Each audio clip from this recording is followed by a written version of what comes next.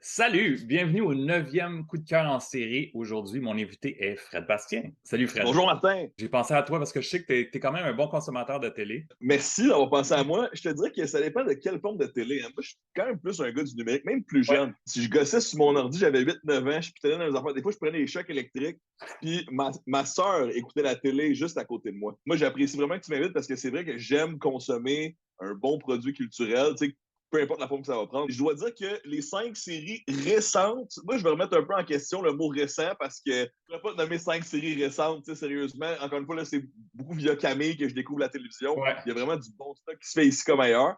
Mais je te fais un top 5 comme of all time. C'est parfait ça. Ta blonde Camille, a.k.a. Cam Grande-Brune, elle s'est prêtée à l'exercice l'été passé. On va remettre le lien à la fin si vous l'avez manqué, puis les autres coups de cœur en série aussi. Puis là, on Puis, rentre dans le vif du sujet. On y va avec ton numéro 5. juste dire, écoutez la vidéo au complet, mais Camille est meilleure que moi là-dedans. Là. Elle Fait se connaît qu'allez la plus en voir. télé. Numéro 5, c'est la preuve que c'est pas si récent que ça, mais c'est une série que je dévore présentement. On écoute ça, Camille et moi, ensemble. C'est notre série où il y a beaucoup, beaucoup d'épisodes, donc c'est pas si grave si on est moins concentré. C'est Futurama, le classique sci-fi, la Ouais. réinvention du créateur des Simpsons à l'époque. Euh, c'est intéressant parce que je pense qu'il y a beaucoup d'émissions de science-fiction aujourd'hui qui font référence à Futurama ou qui certainement ont été inspirées par Futurama. C'est niaiseux, mais il y a toujours un peu de réflexion sur le futur, puis sur ce qu'on devrait faire pour le prévenir ou l'améliorer peut-être, puis ça, j'apprécie. Mais c'est une série que moi, j'ai tout le temps vu des petits extraits, puis je suis sûr que j'aimerais ça, mais par manque de temps, je me suis jamais plongé dedans.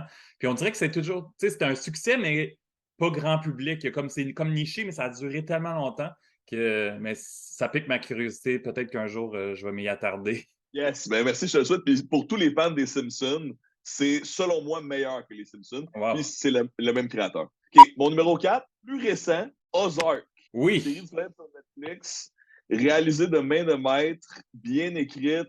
Tu sais, le genre de drame qui est venu me chercher pour vrai, avec une sensibilité quasiment d'une comédie, même si c'est un drame. Donc, il n'y a rien de drôle dans la série, mais je trouve qu'on a les mécanismes. Puis, j'aime Jason Bateman, là, qui est le Ouais, protagoniste, vraiment. là, qu'on connaissait de Arrested Development, qui est une comédie que j'ai adorée, surtout la première saison and a half, mettons. Là. Et là, de le voir dans le rôle d'un tueur, un peu. Je trouve qu'il y a un parallèle à faire aussi avec Breaking Bad, que je n'ai Oui, pas vu. clairement. Un protagoniste qui, tranquillement, a mis sa main dans l'engrenage et là, il est comme trop tard pour arrêter. C'est vraiment une super série. J'ai capoté sur cette série-là, la distribution. Les premières saisons étaient bonnes, mais vers la troisième, là, au mi-parcours, là, on est comme vraiment engagé, on triple le scénario et t'amène dans plein de directions, il y a plein de surprises. J'ai trippé sur cette série-là de A à Z, moi aussi. Vraiment. Et c'est pas un document historique, mais ça donne une belle idée de à quoi ça peut ressembler les cartels mexicains en 2022-2023. Ouais. Et ça fait peur. Puis Julia Garner, hallucinante, celle qui fait Ruth, là.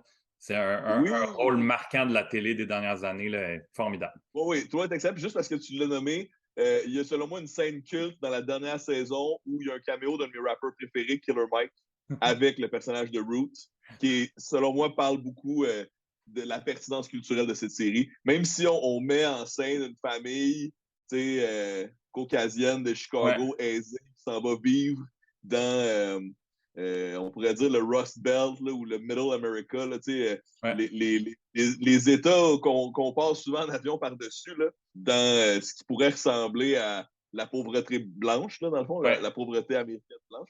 Mais on trouve le moyen à la fin de rafistoler ça avec des enjeux sociaux plus larges, je trouve, puis ça vaut la peine. Ta troisième position.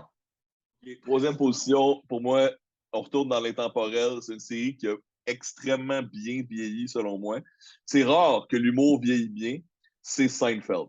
Très jeune, je me souviens qu'en zappant, là, des fois à Fox, tard le soir, là, il y avait des reprises de Seinfeld. Bien sûr, je suis trop jeune pour avoir vécu la frénésie des années 90. J'étais un enfant.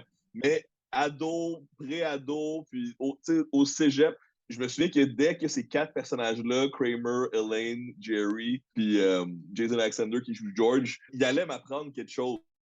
Même si c'est de l'humour, puis même si c'est niaiseux, on apprend sur les relations humaines. Puis je C'est dis comme ça sans que super niaiseux et super intelligent en même temps. C'est tellement finement écrit, là.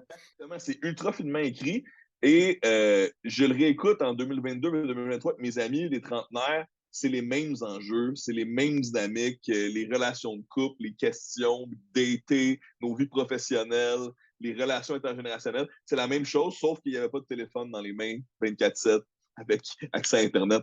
Puis, le bonus aussi, c'est si vous réécoutez maintenant, la mode est revenue aux années 90. Je vois le monde, Kramer puis Jerry, on dirait qu'ils sont habillés en milléniaux de 2022. Là. J'ai l'impression que je rentre au rouge-gorge. Mais dans le fond, C'est je fou, regarde hein?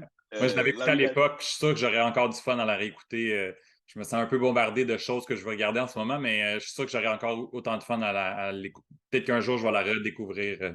C'est sûr que c'est des séries qui ont genre 8-9 saisons. Là. Ozark, Ouais, c'est 4, là, c'est pas super, là, mais ouais. Futurama puis Seinfeld, c'est assez intense. L'écriture de Larry David est inégalée. Puis, je vais là, même si ça pourrait être un terrain glissant, mais je trouve qu'il y a la philosophie juive qui émane de cette émission-là. Jerry Ouais. Seinfeld, lui-même est issu d'une famille juive, et Larry David aussi. C'est une communauté qui mérite d'être découverte. Puis je trouve que Seinfeld, sans la glamouriser ou sans trop s'en moquer, lève le voile sur certaines choses que nous, ici, on peut vivre même à Montréal.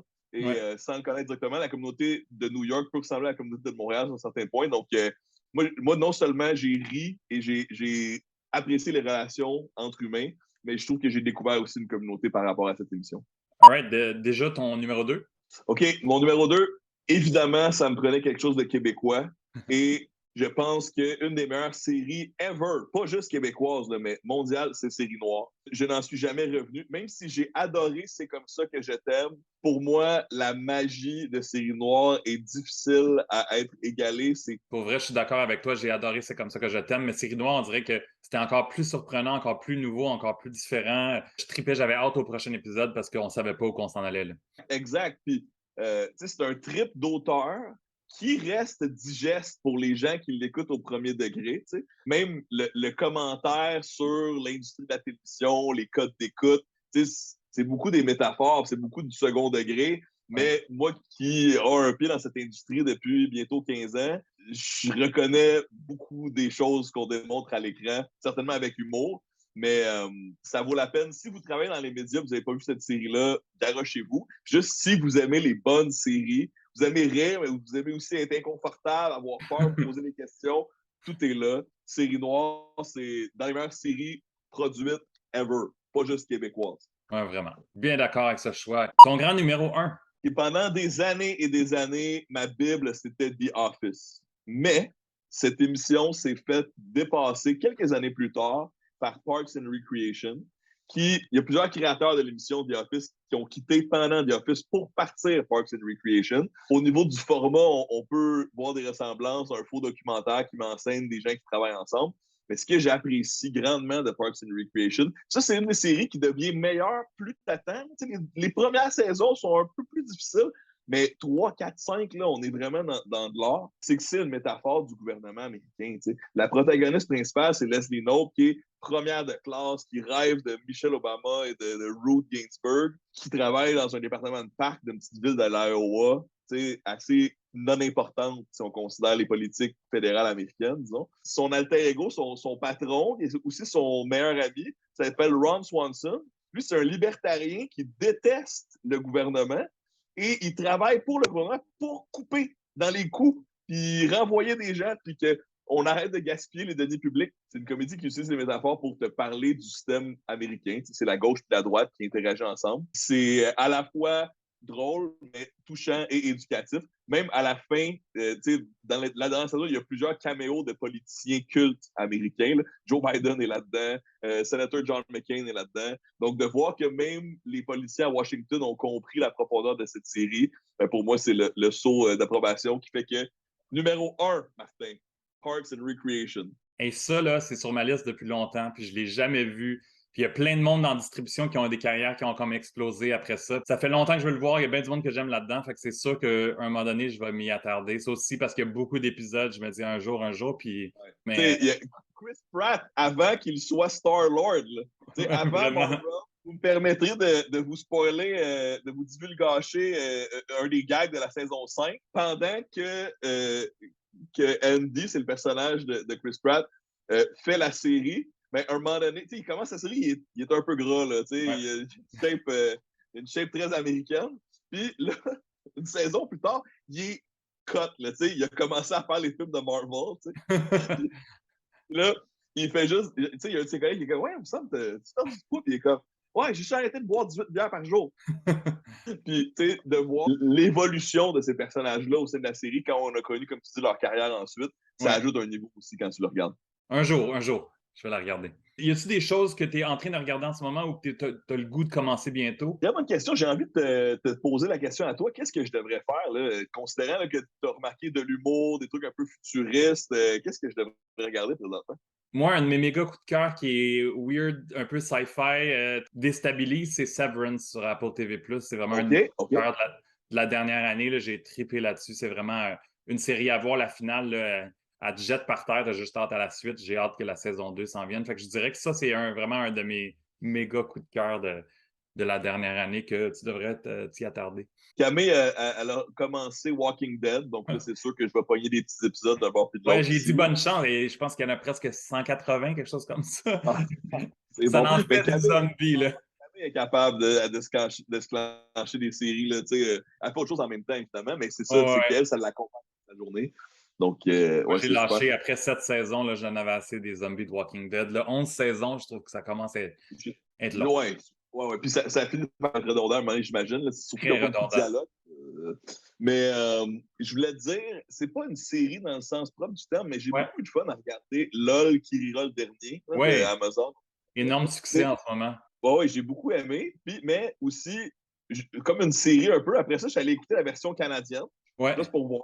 Puis là, je vais écouter la version française aussi. Mais tu sais, c'est pas nécessaire parce que je suis tant en amour avec le format, c'est juste que je trouve ça super intéressant de voir la différence de l'humour québécois, Ouais. de l'humour Il y en a là, qui de se tapent l'humour tous. français. Il y en a qui regardent tous les pays parce qu'il y en a tout plein de disponibles, là, avec des Ouais, sous-titres. hein?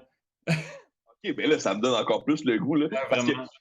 aussi, tu sais, encore une fois, je pense que c'est comme une télé-réalité un peu, mais tu peux la Ouais. méta-regarder. Puis moi, ce que j'aime, c'est de voir ces humoristes-là quand on enlève les mécanismes. Tu sais, qu'on enlève la scène, on Ouais. enlève les scripts éditeurs, ou ceux qui sont auteurs eux-mêmes, on enlève le temps de préparation à écrire, ce qui fait que l'humour est aussi bon au Québec. Puis Ouais. là, c'est quoi le dénominateur commun? Là? Comment tu peux inventer un gag avec rien? Fascinant. Ouais, puis j'aime le fait qu'ils n'ont pas trop étiré la sauce. C'est 6 petites demi-heures, puis Oui.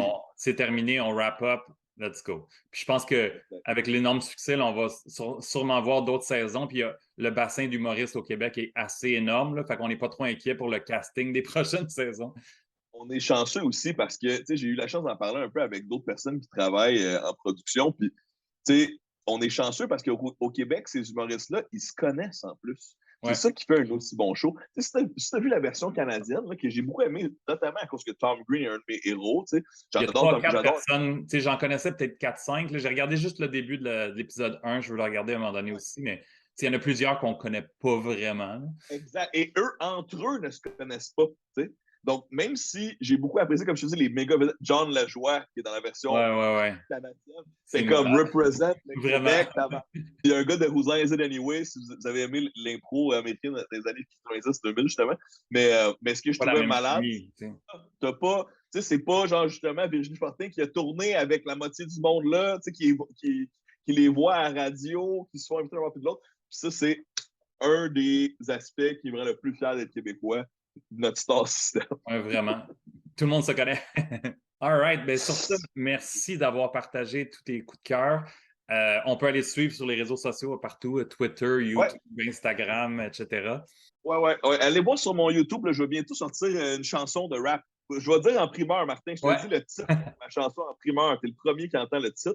Ça All right. s'appelle Les textos que j'envoie à Colin Côté-Paulette. Uh-huh.